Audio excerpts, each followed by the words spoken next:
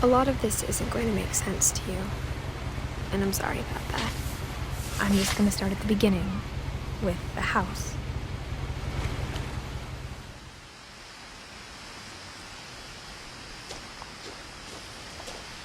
I lived here until I was 11, but I wasn't allowed inside half the rooms.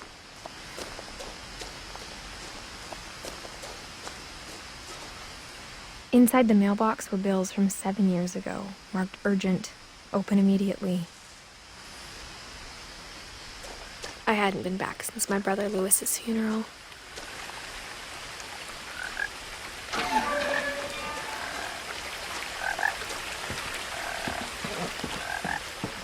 In her will, my mother left me a key, but didn't tell me what it unlocked. Maybe she thought I'd know, or she thought that the mystery would be enough to bring me back.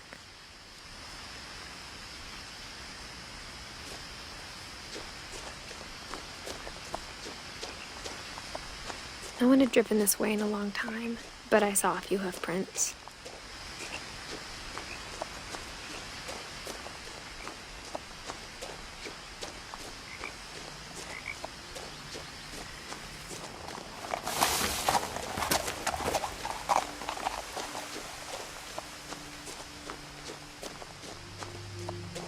The truth is, even after I inherited the house, I never thought I'd come back to it.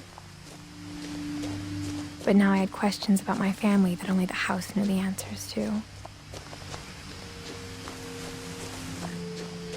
The house was exactly like I remembered it, the way I'd been dreaming about it.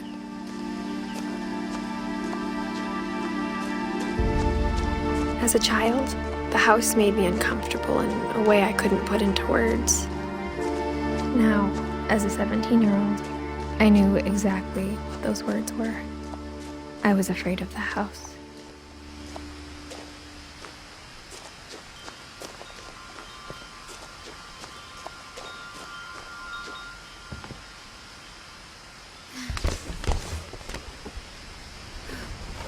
Crawling through the doggy door used to be a lot easier when I was 11.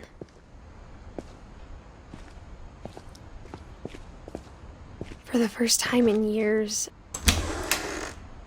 I felt like I was home.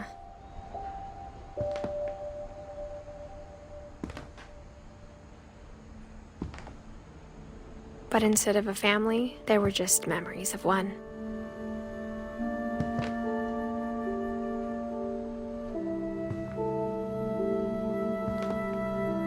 Like how only one restaurant would deliver to our house, so we had Chinese a lot.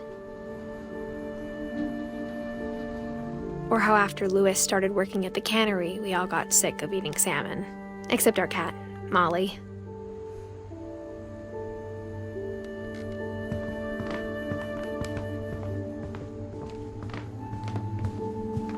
The table was still a wreck from the night we left.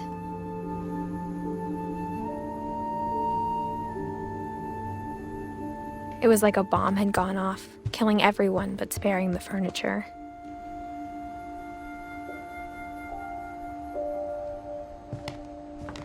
My mom was the only one of us who could imagine Great-Grandma Edie living in a nursing home.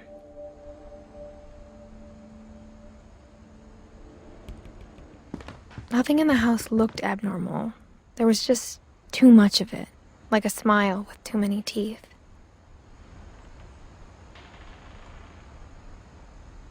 Even the fireplace had a story. Edie told me the bricks came from the original house, after it sank.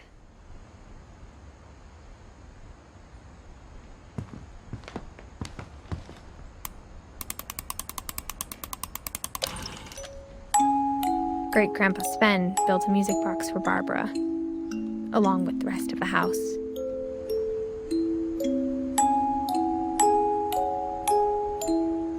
Mom always told me to stay out of the basement, so I wasn't too surprised when the key didn't fit. A lot of things got left behind in the whirlwind of that last night.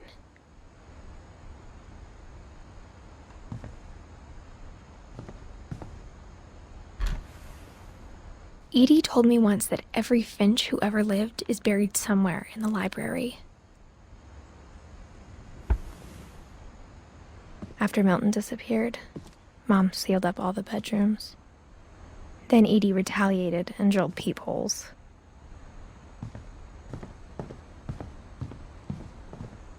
Whenever people ask me about my family, the first thing they always want to know about is Barbara.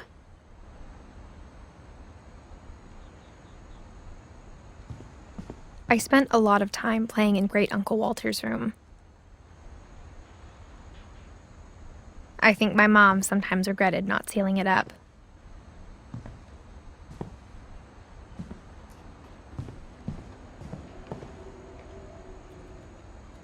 Louis told me there were secret passages, but I never believed him.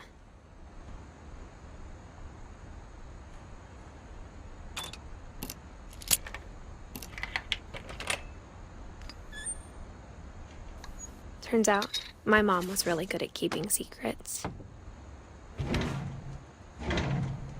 Now it was time to find out what my mom had been afraid of.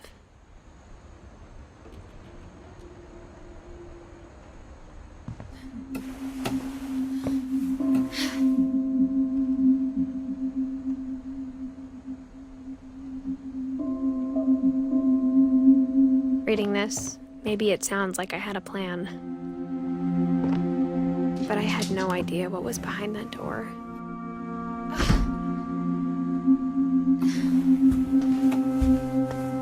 Just like I had no idea where all this was gonna lead.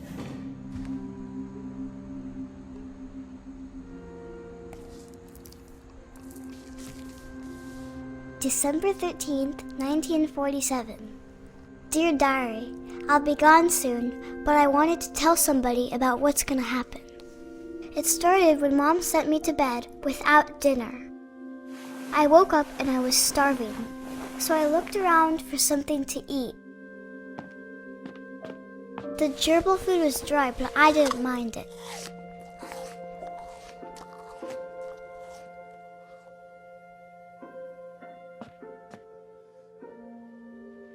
My Halloween candy was all gone.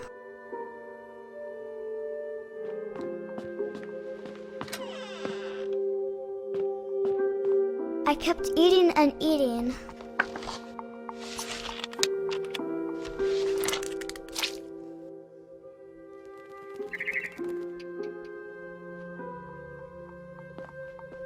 I ate a lot of things that night.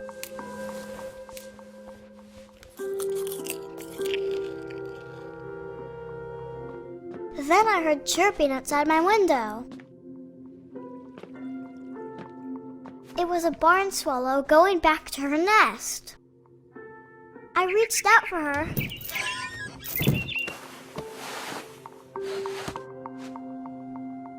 And suddenly, I was a cat.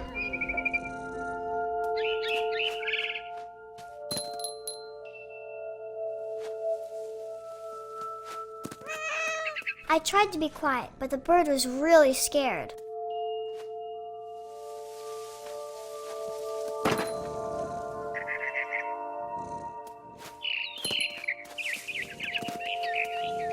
Mom and Dad didn't even look at me.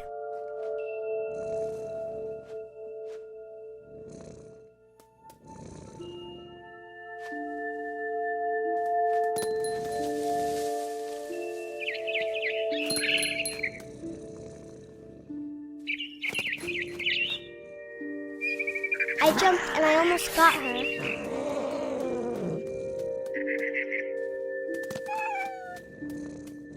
I could tell she was getting really tired. Now I was up in the big tree. I promised Dad I wouldn't climb it anymore. All I cared about was eating that mama bird.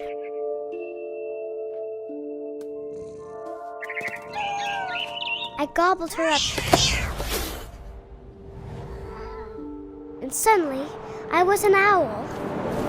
First, all I heard was the wind. Then I heard little teeth nibbling in the grass.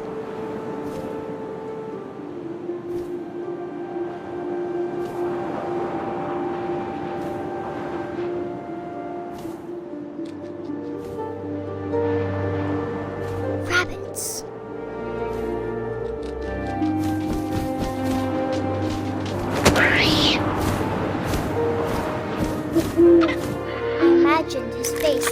out and seen mine through my talons. I swallowed him up, and I didn't chew one bit. Then I flew off to find something bigger.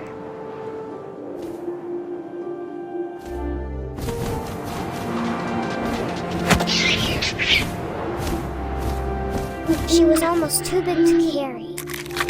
I started choking, but I couldn't stop eating.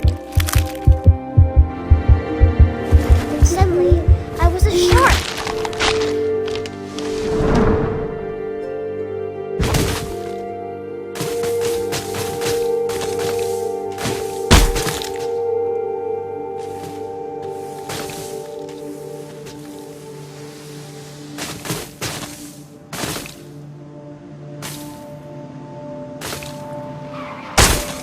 I rolled off a cliff and into the ocean.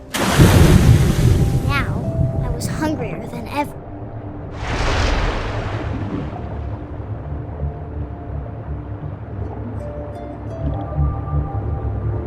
I wanted fat, juicy seals.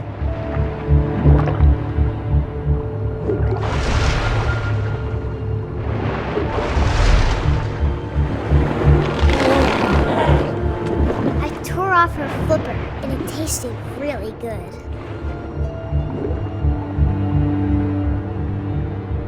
I grabbed on tight. When I was so hungry, I jumped out of the water. When I opened my eyes, everything had changed.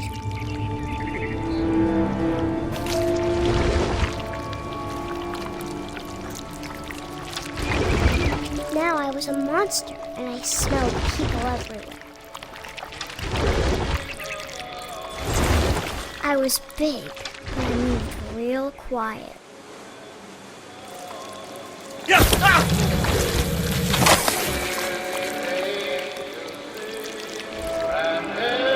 I wanted to stop, but also I didn't.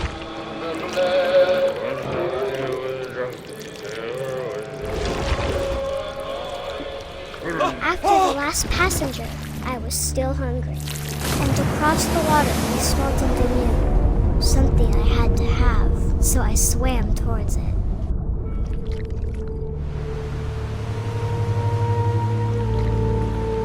I slithered onto the sand, and the good smell went into an old pipe.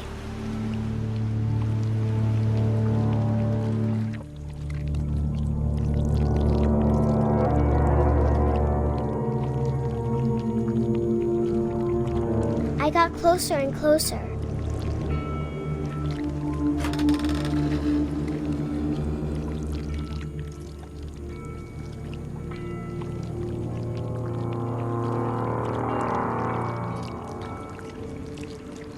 All my stomach started growling. And suddenly, I was me again. I held my breath for a long time, but I couldn't hear anything. I think it's waiting for me to fall asleep. But it's not going to wait much longer. It needs to feed, and we both know I will be delicious.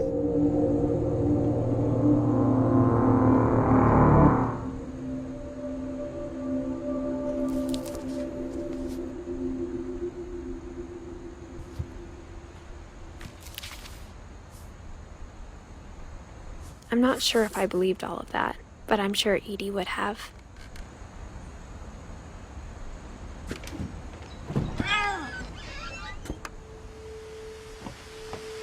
This will be obvious later, but my mom never told me any of these stories. Edie would have, but Mom didn't like bringing up the past. Though, when we adopted a stray kitten, she was the one who named it Molly. I spent a lot of time in Great-Grandma Edie's room. Her room was like a museum.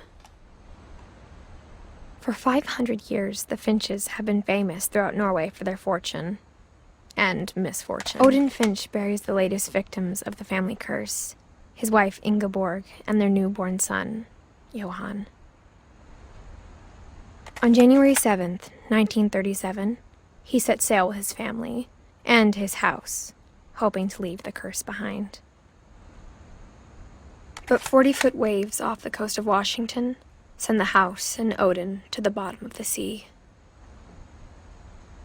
Odin's daughter Edie, with husband Sven and baby Molly, step ashore on their new home, Orcas Island. Odin Finch is the first to be buried in the new family cemetery. His daughter Edie is already dreaming of a new Finch house.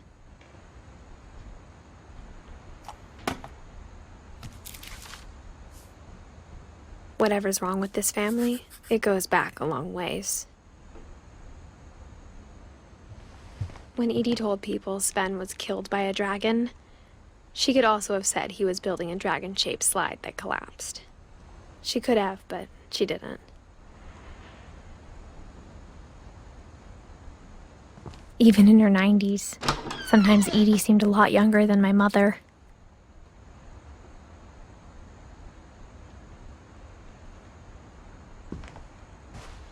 The only trace Grandpa Sam's first wife Kay left on the house was the pink bathroom.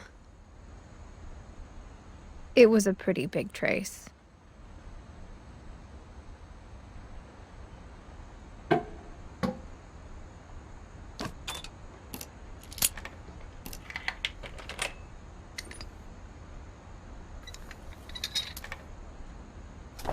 There's a secret in this bathroom. It's in the last place you would look.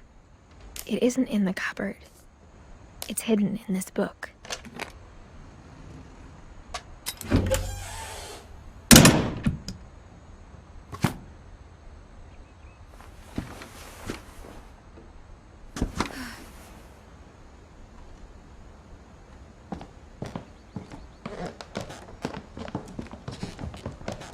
From the paintings on the wall, it was clear my brother Milton had been here before me.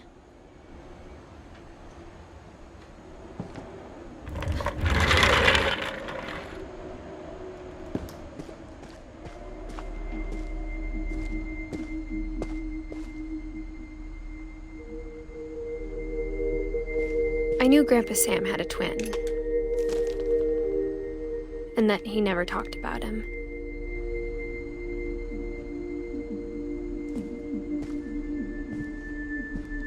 I guess my grandpa didn't like history any more than my mom did.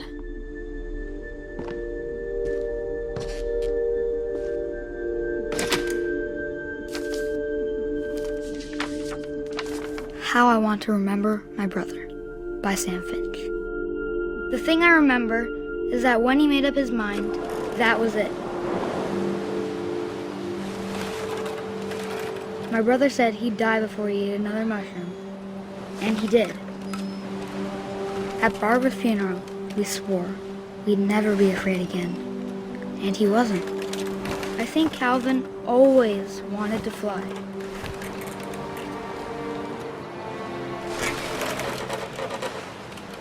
Sam! Calvin! Dinner's ready! Coming! But that day, he finally made up his mind to do it. I told him going around was impossible. Maybe if I hadn't said that.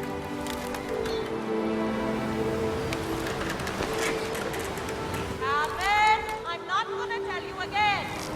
Maybe if the wind hadn't picked up. Then maybe he'd still be here. But I doubt. I think he'd already made up his mind.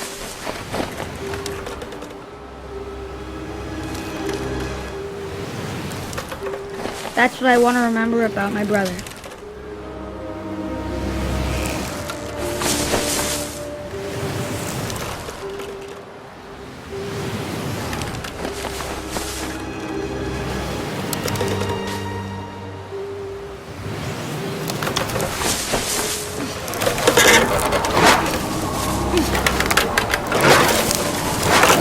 The day he made up his mind to fly, and he did.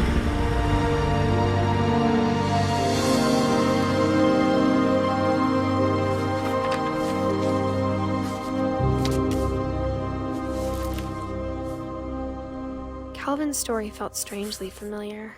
When I was younger, I remember trying to do the exact same thing.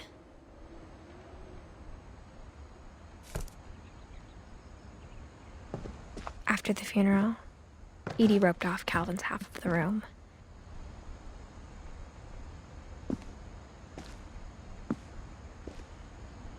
Mom said Grandpa Sam enlisted at 18 and never set foot in the room again.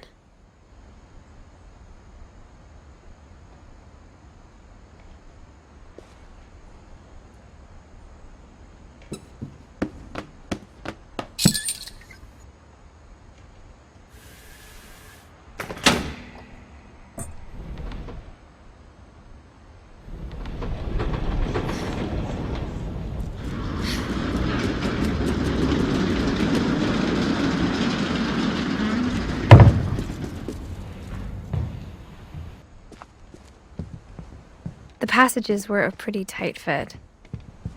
They'd obviously been built for smaller hands and bellies.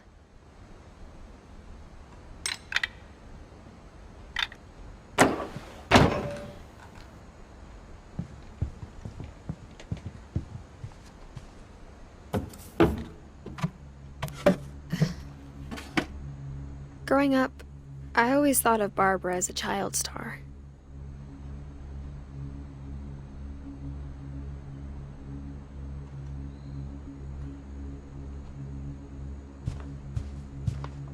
I never thought about how hard it must have been for her afterwards.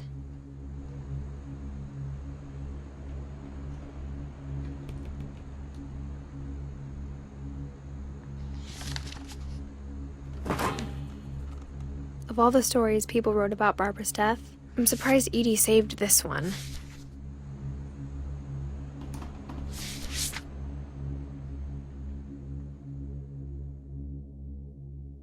Old Jack here with another ghastly tale inspired by America's most unfortunate family. I'm calling it The Surprise Ending of Barbara Finch. As a child star, Barbara was famous for her scream. Now at 16, she was all washed up. A has-been. But in a lucky break, she'd been asked to perform her signature scream at a local convention for monster movie fans. It was just the boost her career needed. Unfortunately, her scream hadn't aged well. Getting better. I think you just need the right motivation. Her biggest fan and current boyfriend, Rick, was about to demonstrate when... Now that was a great scream. It was Barbara's father, Sven. He'd slipped into a table saw and had to be rushed to the emergency room. So Barbara got stuck babysitting her youngest brother, Walter. Her convention comeback was cancelled. Okay, I'm hearing frustration, but I'm not hearing terror. What if I tried... A gang of hoodlums in Halloween masks have been terrorizing Orcas Island tonight. Police are urging residents to... That came from the basement. You're right! Also, I loved your delivery on that. Why is your basement door locked? Because my dad likes making puzzles and secret passages. There's a key hidden in the music box. The secret is to keep winding and winding until finally the key pops out. Thanks, babe. I'll be back in a sec. 20 minutes later, Rick hadn't returned. So Barbara went to look for him, right on cue.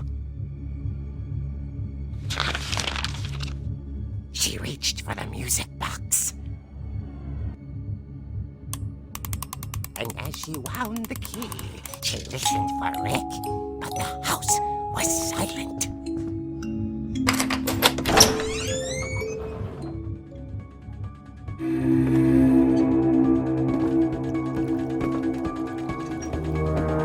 She found Rick's crutch and imagined the worst.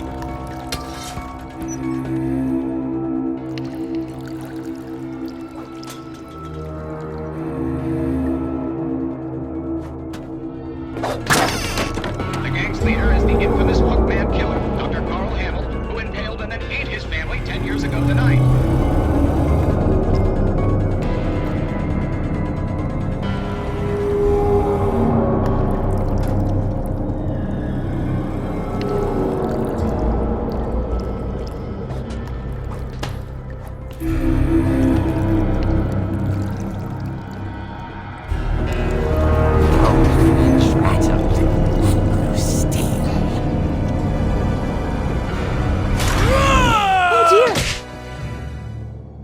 Oh. Rick?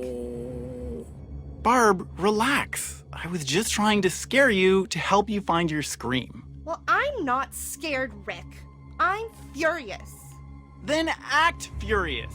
All I'm getting from you now is that you're hurt and confused and you're... She threw him out, but she kept a little something to remember him by. Barb, have you seen my other crutch? And she was still holding it when she fell asleep watching the late picture show. Hours later... Barbara! Walter, what's going on up there? Ah! Okay, I'm coming up, but if this is a trick, you're dead, Walter.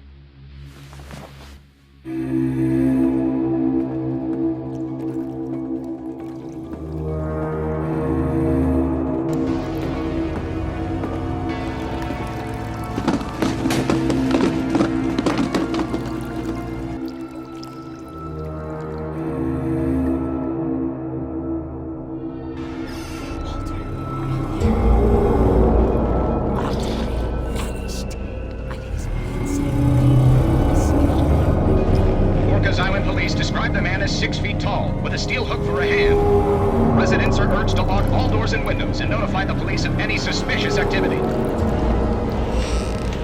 Barbara turned, saw the hook man, and was speechless.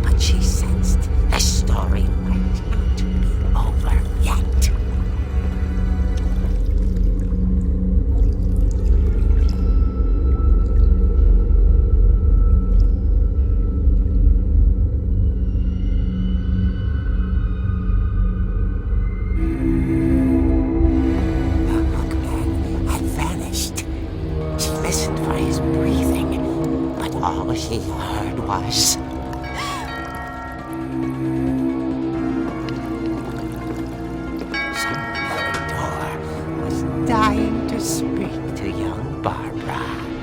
At the door, she heard whispering. It was coming from inside the house.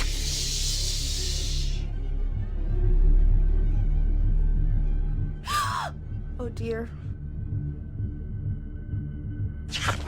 Surprise! Bravo, Barbara! You were wonderful. The monsters had come to surprise her.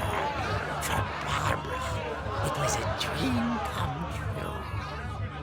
Then she saw what kind of monsters they were, and she realized what was about to happen. She was going to be famous. And with her final breath, Barbara Finch gave the performance of her life.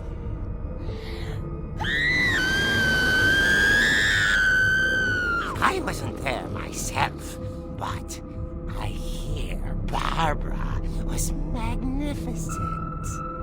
Poor girl. she had a taste for stardom. But unfortunately, so did her fans. Of course, the police blamed it all on poor Rick, who disappeared the same night. And little Walter? Hiding under his bed the whole time. He took it all pretty hard, but that's another story. As for Barbara, tucked inside the music box is all they ever found of her. Her ear. Now that's what I call a real eerie tale.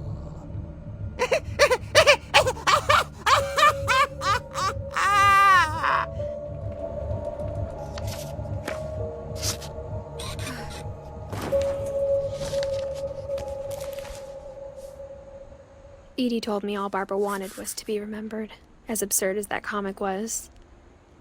Maybe what Edie saw was a happy ending.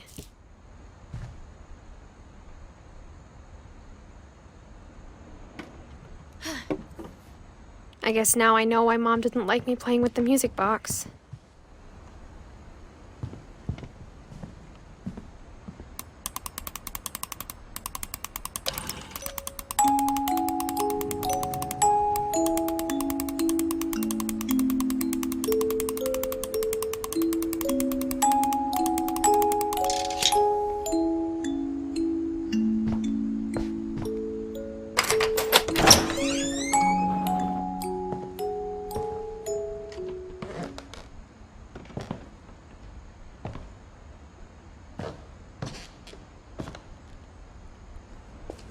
Mom said the basement was off limits, unless I wanted another tetanus shot.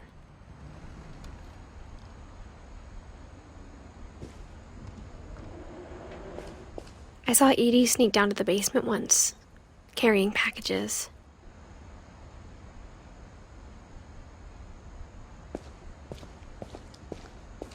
I thought maybe she was hiding presents.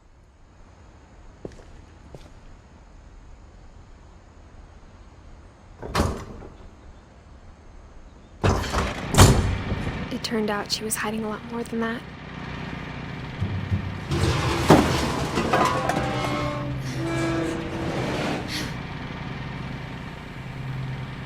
I remember asking Mom once about where Walter had gone.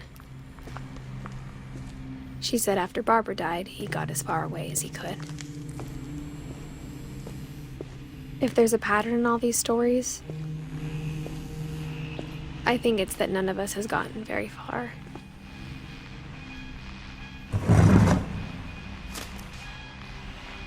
Goodbye, everyone. I can't believe I've been down here for 30 years. On that first day, after the shaking started, I didn't think I'd survive a week. But after a few days, I settled into a routine. That's what kept me sane. I always expected to be dead tomorrow. But if you wait long enough, you get used to anything. Even a monster on the other side of a door starts to feel normal. Almost friendly.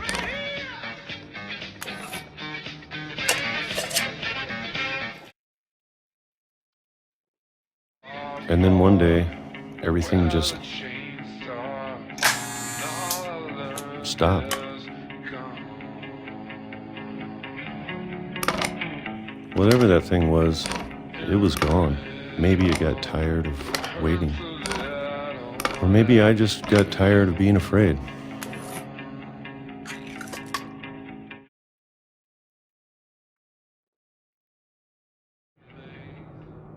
It's been a week now, the longest in 30 years.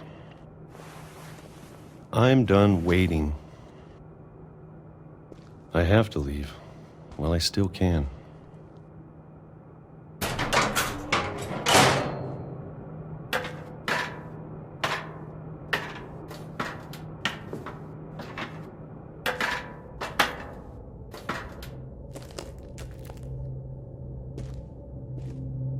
I know it's out there, somewhere.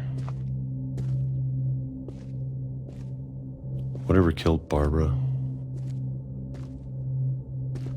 and Molly and Calvin.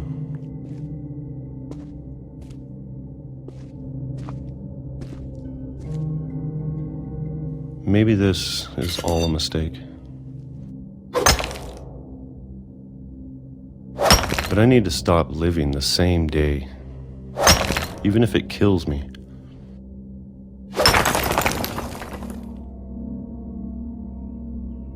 Whatever's out there, I want you to know I'm ready for it. I'm going to appreciate all of it, especially the food. I don't mind if I only have a year left, or a month, or a single week. I'd be happy with one meal a day. I can already imagine the sun on my face.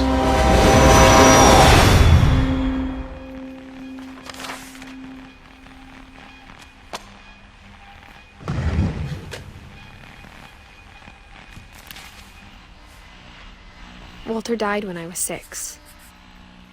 I can't believe my mom never told me he was down here.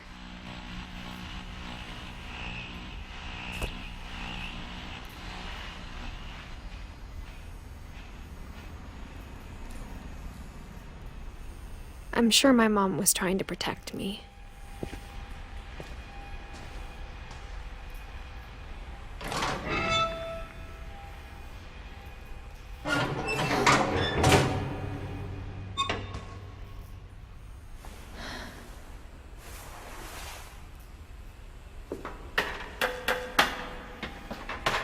Maybe she was afraid I'd end up like Walter. But if she never told me about an uncle under the house, I can only imagine what else she was hiding. I don't want to make the same mistakes she made, trying to bury something that's still alive.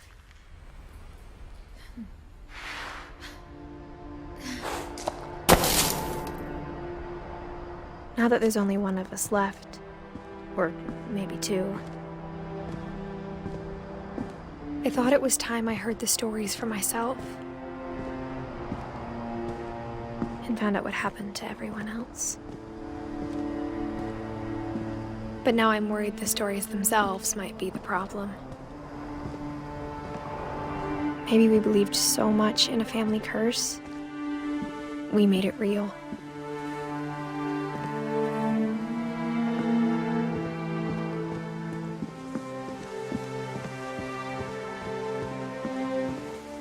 I don't know if I should even be writing this.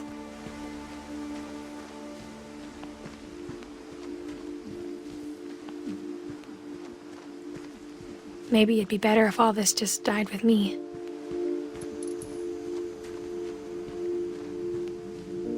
But I thought you should know about your family.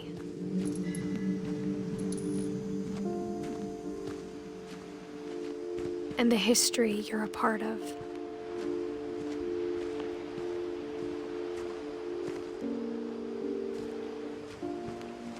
Though to be honest, I feel as lost as you probably do right now.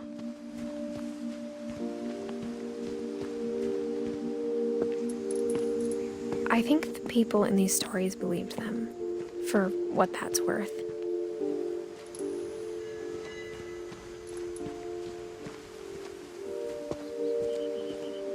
And when you look at the house, that history of imagination and stubbornness and madness, any of it seems possible.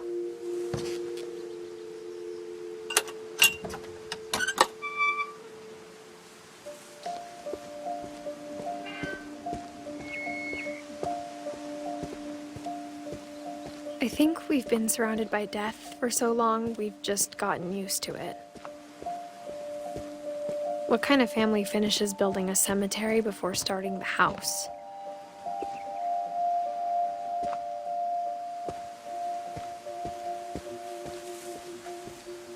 It's embarrassing for me to admit this, but the pet cemetery made me more uncomfortable than the human one. 3 of the gerbils were mine, and 2 had been my fault.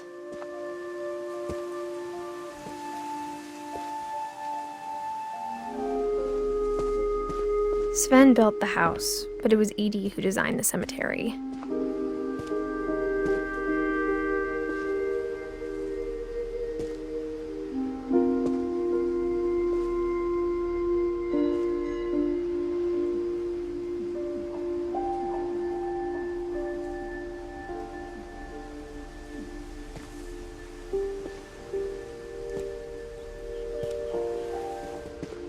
I'm sure Odin's monument had been Edie's idea. My mom was always trying to move on, but for Edie, the past never went away.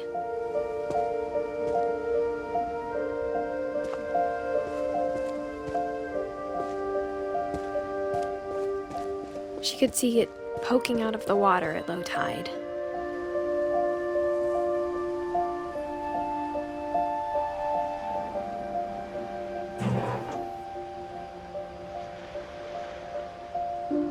Edie said she dreamed about the old house every night.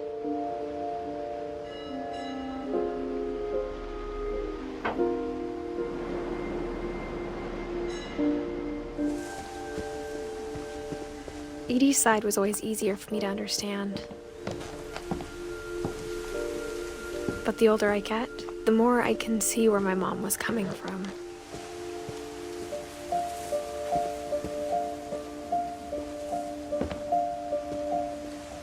There's so many things I wish I could ask my mom now. Part of me thinks this is what she wanted all along. For me to come back someday and find everything out for myself.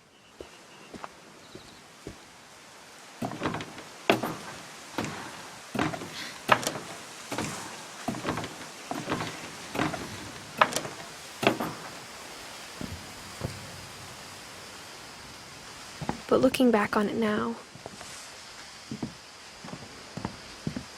if she told me there was going to be so much climbing, I never would have come when I was 22 weeks pregnant.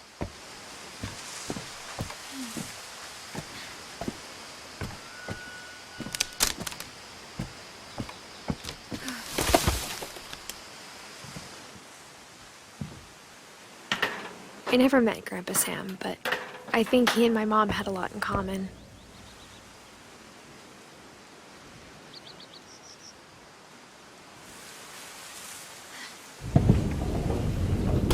They were both pretty intense.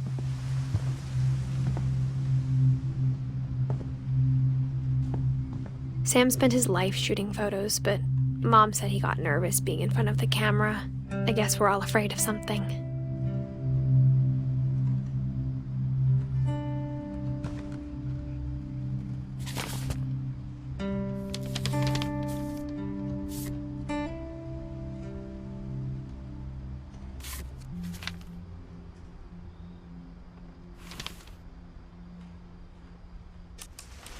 Dawn, I promise, you'll never forget this weekend. Yes, sir. These memories are gonna last a lifetime. Am I gonna have to shoot anything? It's a hunting trip, Dawn. Shooting is strongly encouraged. What? Perfect. It's gonna rain the whole weekend, isn't it? I will never forget this weekend, Dad. That's the spirit. Okay, got it. I'm gonna take some pictures, okay? Just be careful. That camera's older than you are.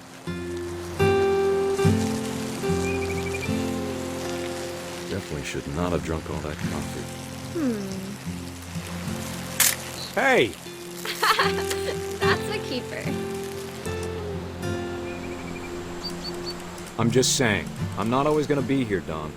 You'll need to remember this stuff, if you want to survive. I'll be fine, Dad. You know who else thought he was gonna be fine? Some guy who died. Dawn, I'm being serious. I know, Dad. You're always serious. Doesn't being out here make you want to chill out? Well, to tell you the truth, I haven't been out here in 20 years. Last time I was with my brother Calvin. Man, that was was a great trip. Your grandpa Sven taught us how to fish, how to build a fire. Dawn, don't you think you could find something more interesting to photograph? We found an old logging trail. There were deer everywhere. Dad! Good eyes, Dawn. Before you take the shot, let me get a picture of you.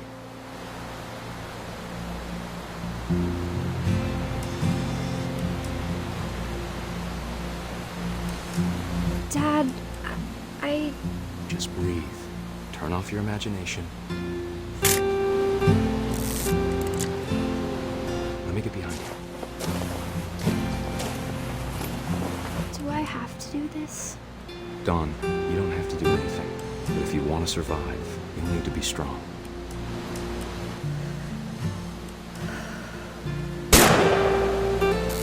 Great shot, Dawn!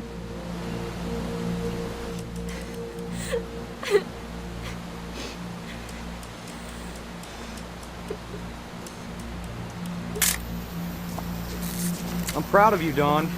Always remember that, okay?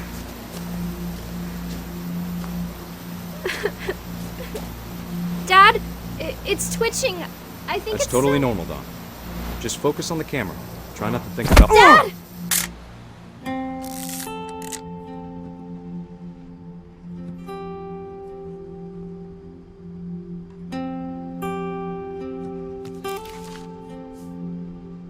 Of all these stories, that's the one I wish most that my mom had told me.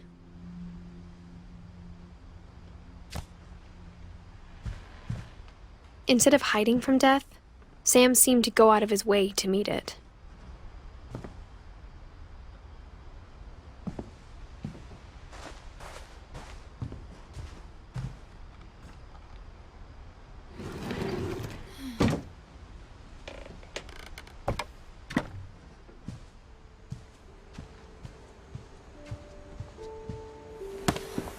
After Sam died, my mom and Edie got really close.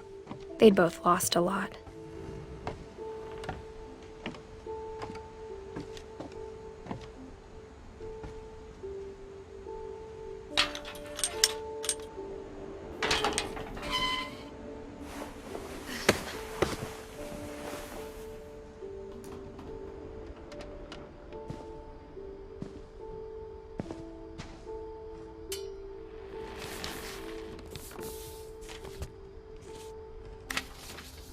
Dear Kay, do you remember the way Gregory used to laugh when he thought he was alone? Like something funny was happening, but only he could see it.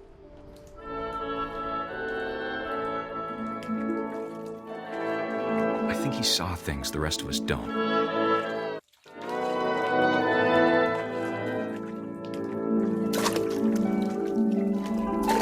Time's over, Gregory. It's time to... Hold on, sweetie. Hello? Sam, I told you I don't want to talk right now. I wonder what he saw. What his world was like. He reminded me so much of Calvin. Lost in his imagination. Whatever it was he saw. It sure made him happy.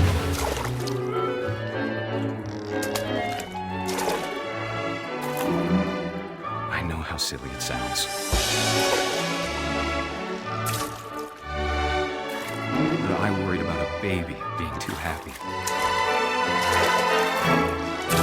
I could feel her slipping away. Sorry about that, Gregory. I know you did everything you could.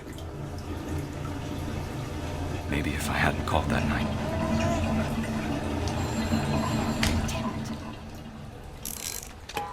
Hold on. I wish he could have told us about the world he saw.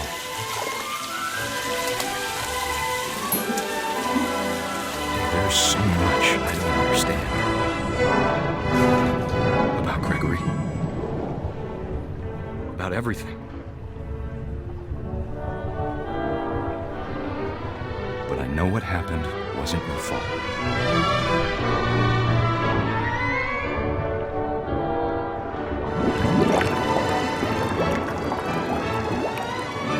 I'm sure he's happy. And he'd want you to be happy too. Good luck, Kay. Love, Sam.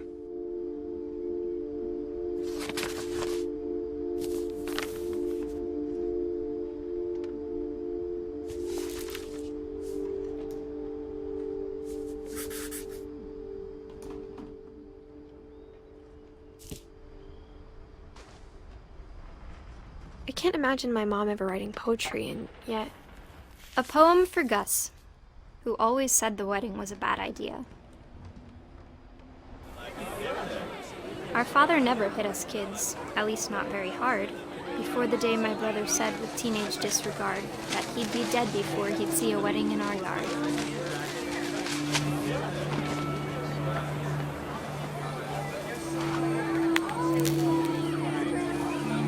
My father made him come, of course, but Gus stood far apart, just flew his kite and bottled up the storm inside his heart.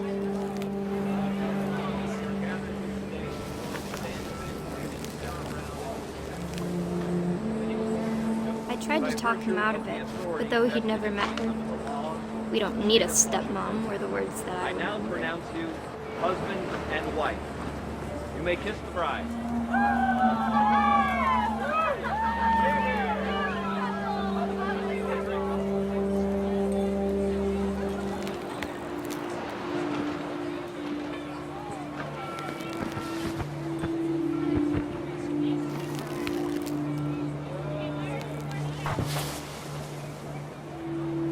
When the time for photos came, Dad ordered him to come here.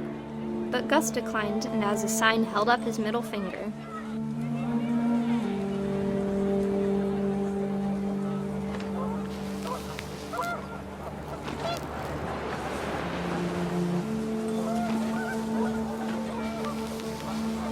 The wind picked up, and panicked geese appeared and quickly went. But all the humans did that day was go inside the tent.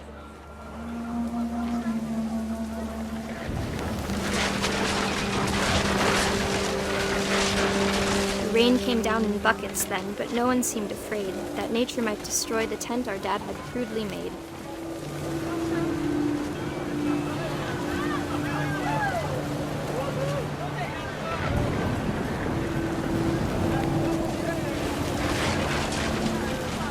The thunder sounded much too close and full of angry power. But all my father said to this was, "Make the music louder."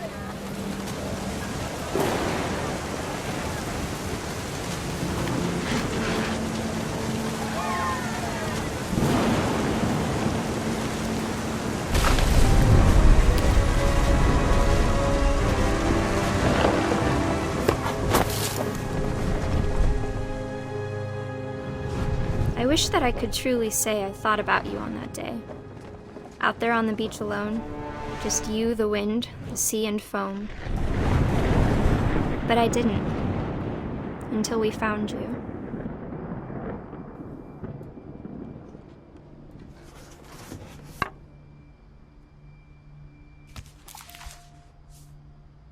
She never talked about him, but Mom told me once if I was a boy, they were going to name me Gus.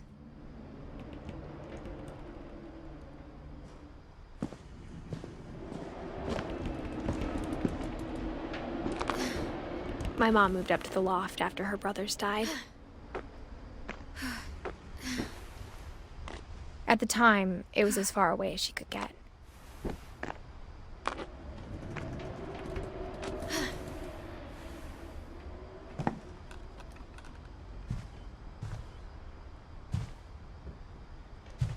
She spent a summer building houses in Calcutta, where she met my dad, Sanjay.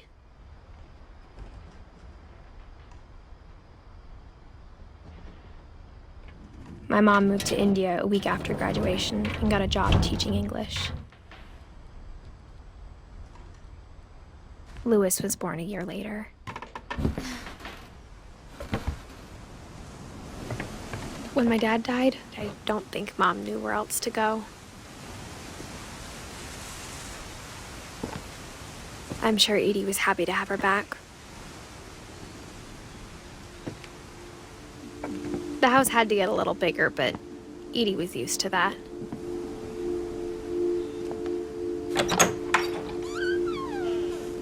And for a while, things were good. Almost normal.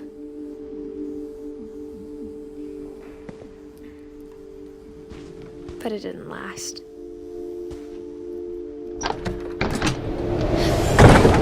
The beginning of the end was Milton's 10th birthday, when Edie gave him a castle.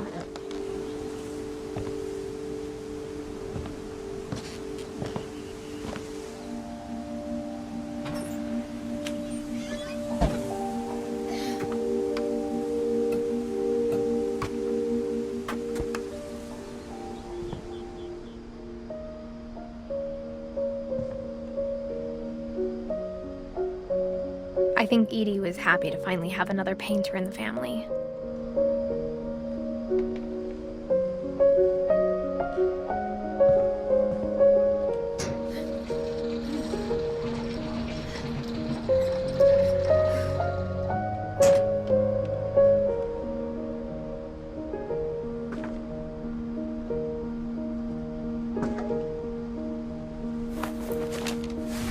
Milton Finch in The Magic Paintbrush.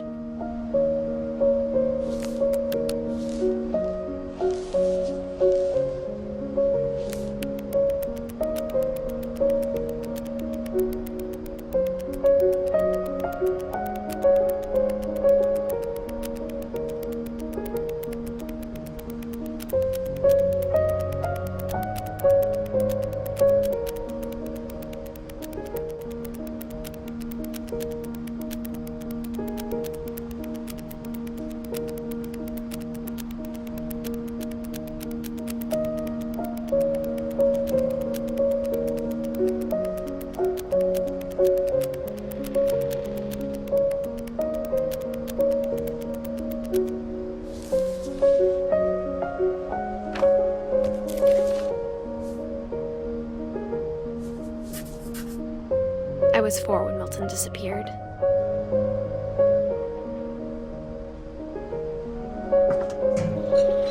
Mom spent months searching for my brother. Then she sealed the doors.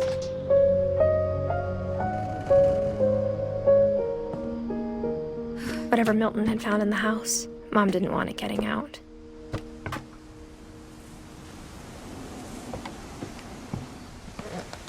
Mom definitely blamed Edie, but I think Louis blamed himself.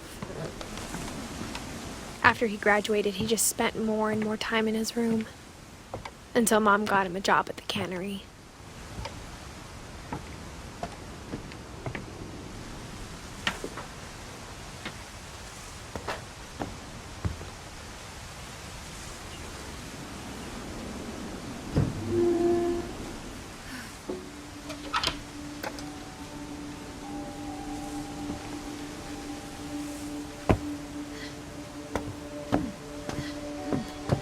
Louis's room smelled very, very familiar.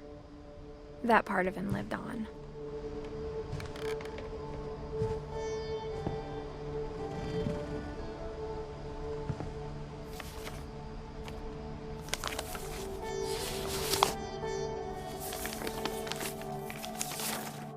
Dear Mrs. Finch, as Louis's psychiatrist, I can understand your desire for an explanation. As I see it, the trouble began in January, shortly after we convinced your son to seek treatment for substance abuse. Newly sober, I believe Louis first noticed the monotony of his daily life.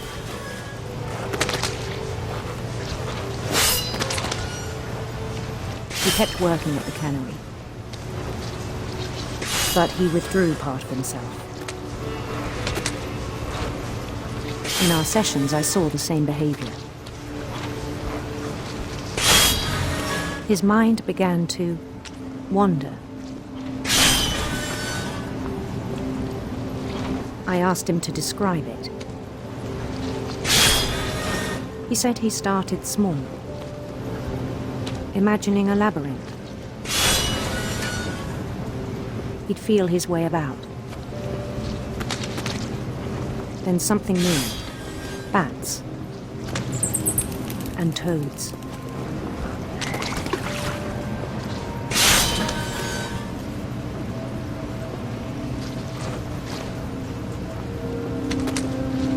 And things that have not names. He knew it was all in his head. But he took it very seriously. I had hoped he'd find himself.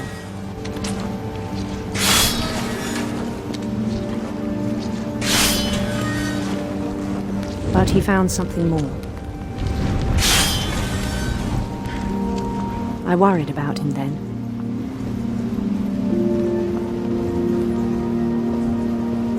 Daydreaming at the cannery. I spoke with his boss. But he said Lewis had become a model employee. Methodical, tireless, focused.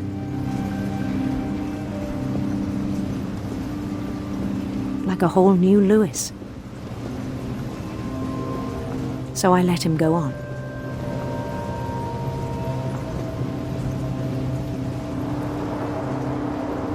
I even encouraged him. It seemed very promising at first. He told me he'd made a new friend.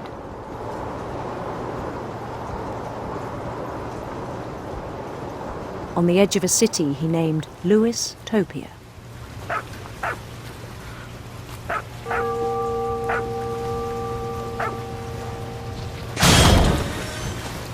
He built the city up slowly, brick by brick. Then he made musicians.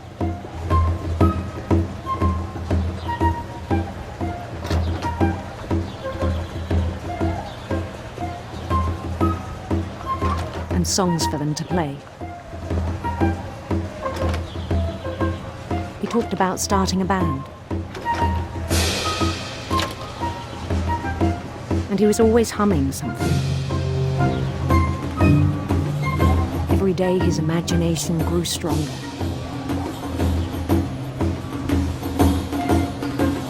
He no longer spoke at the cannery. But his chopping was as reliable as ever. Then one day it struck him that all the cheering crowds, even the stones under his feet, were all in his imagination. So he could do whatever he wished.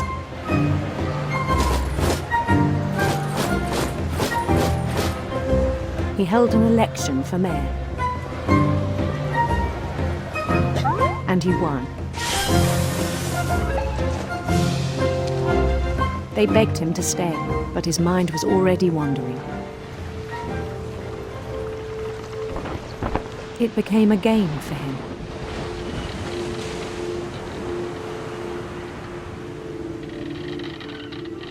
He'd conquer a city, then immediately push on. New Louisville.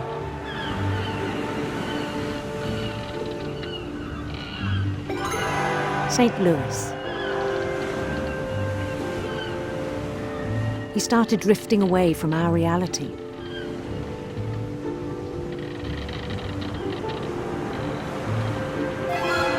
Minneapolis, until one day he forgot to go home from the cannery. Even as his mother pleaded with him, part of Lewis kept sailing on.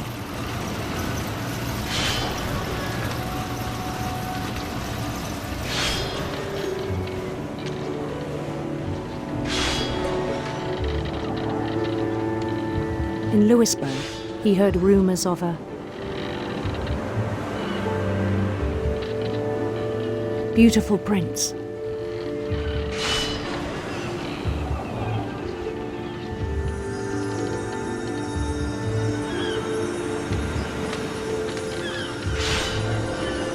The prince was on his own quest for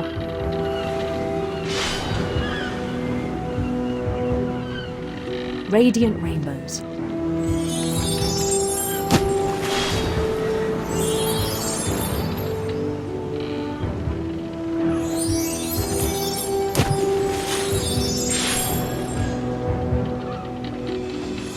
followed the sound of his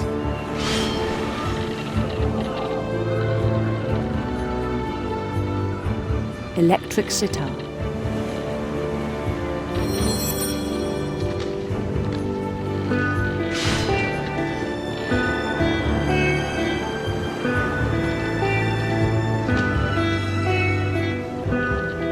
His chase led him to a golden palace east of the sun and west of the moon.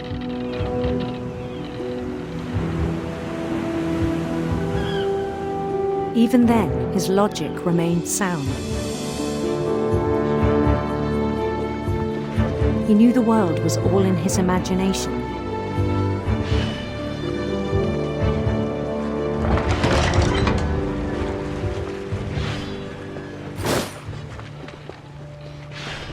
But he was so proud of having created it.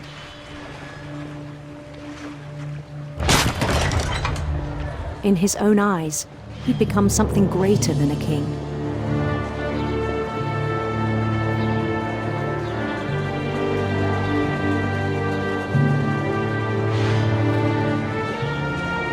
For someone who'd never known success in the real world, I think it was overwhelming.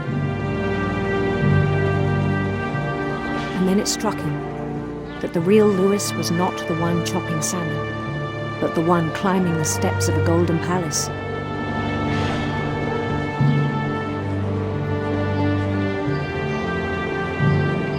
My imagination is as real as my body, he told me. It was hard to argue with him.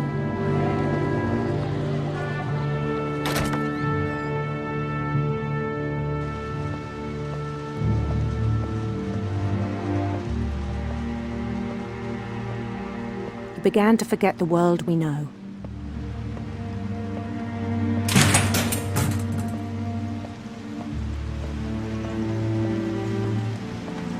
I think it pained him to remember Lewis, the cannery worker.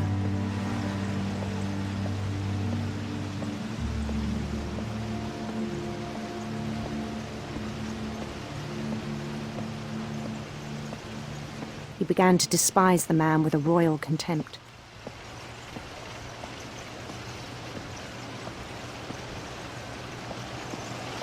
I still thought I could save him.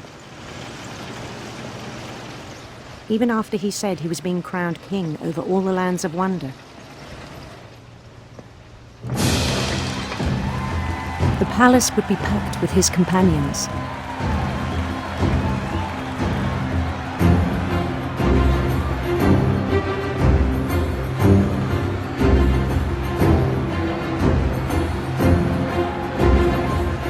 Including the wise Calico who'd insisted on advising him.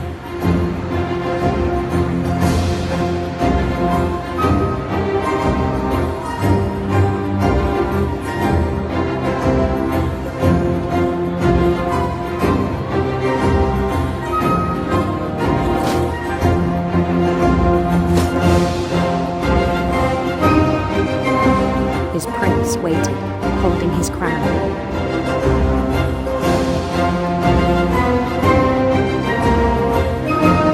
There was only one thing left to do.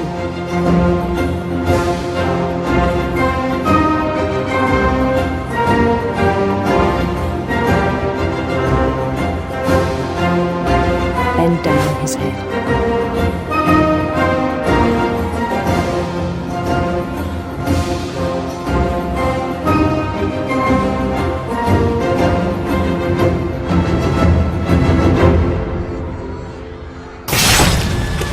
I think you know.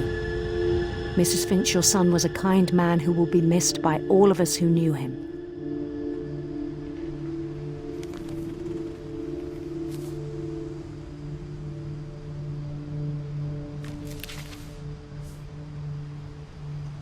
My brother was really cool.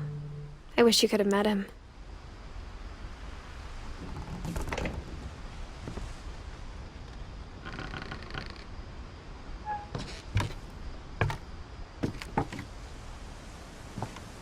On the way back from Lewis's funeral, my mom told me to start packing.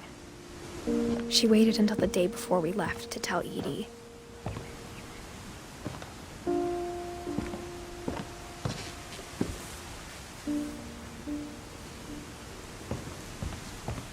I'm not sure if she wanted to make it easier or harder.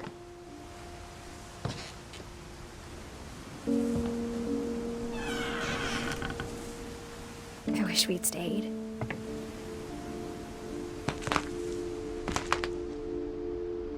But I understand why we left.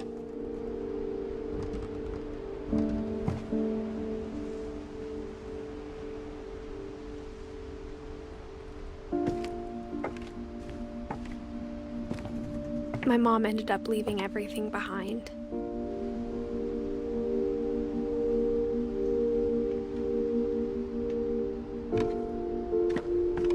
What happened that night had been coming for a long time. Maybe it should have come sooner.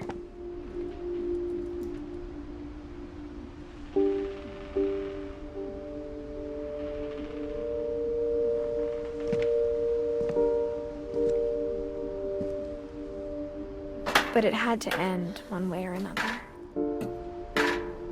All that's left now was to tell you about that last night.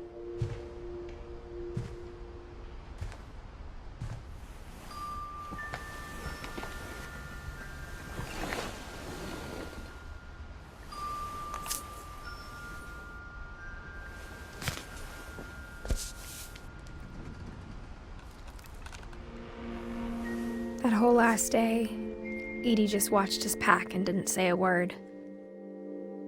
Until supper, when she raised her glass and said, "To our final night together, and all our final nights apart." Grandma, you know what I said about alcohol. Some of your medications are very Edith, specific. I left a present for you in the hallway. Why don't you go open it? The grown-ups have to argue now. I'm sorry, you're right. We're all leaving tomorrow. Let's just enjoy our last... I'm not leaving. Edith, you're excused.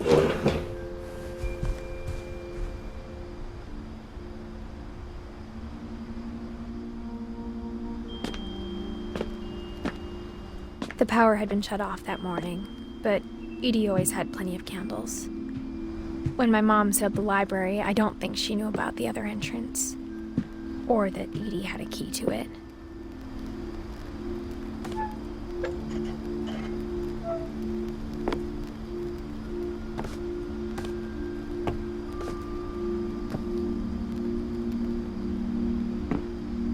That thing you're afraid of isn't going to end when you leave the house. Edith has a right to know these stories. My children are dead because of your stories. I think it's best if Edith and I leave tonight.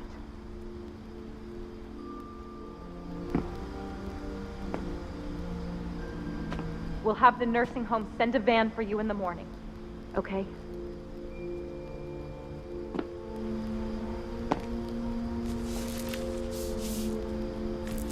Dear Edith, there's so many stories I wish I could tell you, but there's only time for one. This is about what happened on the night you were born. That night, the tide went way, way out.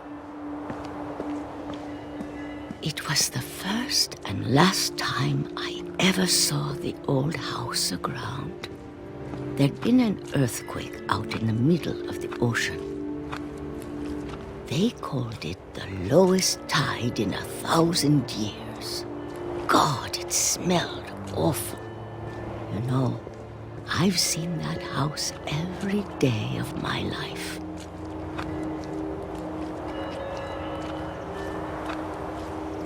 But I never thought I'd go back to it. When the fog rolled in, I lost my way. I got turned around. For a while, I wandered. I started seeing things. Things I'd forgotten had ever existed.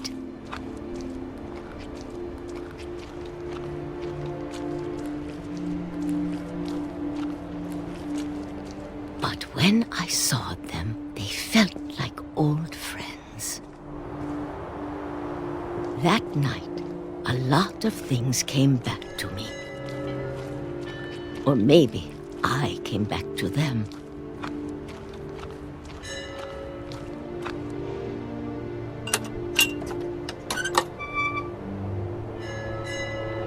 Things I can't explain, but that I need you to try and... Edith, what are you doing in here? It's mine. Edith! Mom, you're gonna rip it! Let go! I kicked and screamed, but Mom dragged me to the car.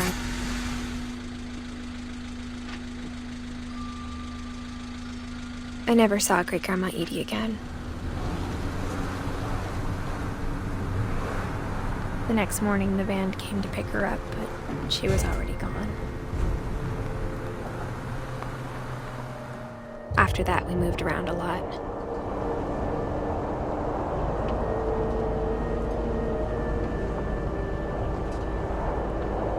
We both tried to make the best of it.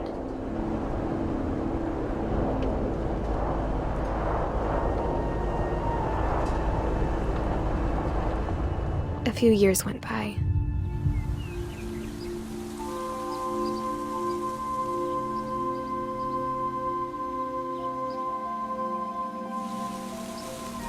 My mom didn't like to talk about it, but she started getting sick a lot. The rest happened pretty quickly. She got better for a while, and then she didn't.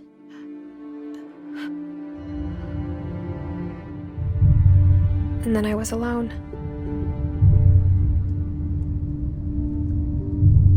The last Finch left alive.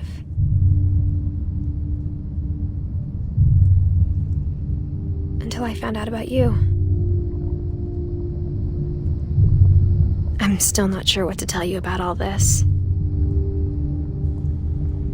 If we lived forever, maybe we'd have time to understand things. But as it is, I think the best we can do is try to open our eyes. And appreciate how strange and brief all of this is. This journal was supposed to be for you. But now I hope you'll never see it. I just want to meet you and tell you all these stories myself. But I guess if you're reading this now, things didn't work out that way.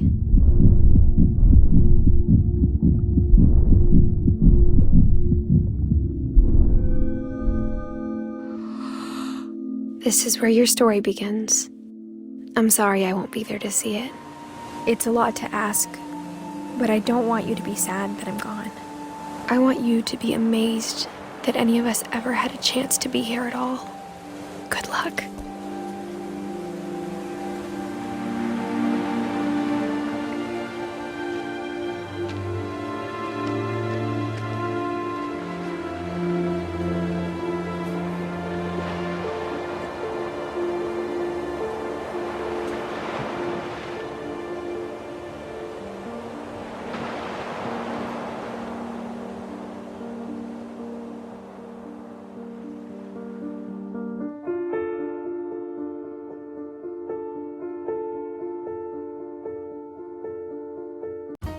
구독 옆에 종모양을 눌러서 전체 알림으로 설정하면 더 좋은 영상들을 만날 수 있습니다.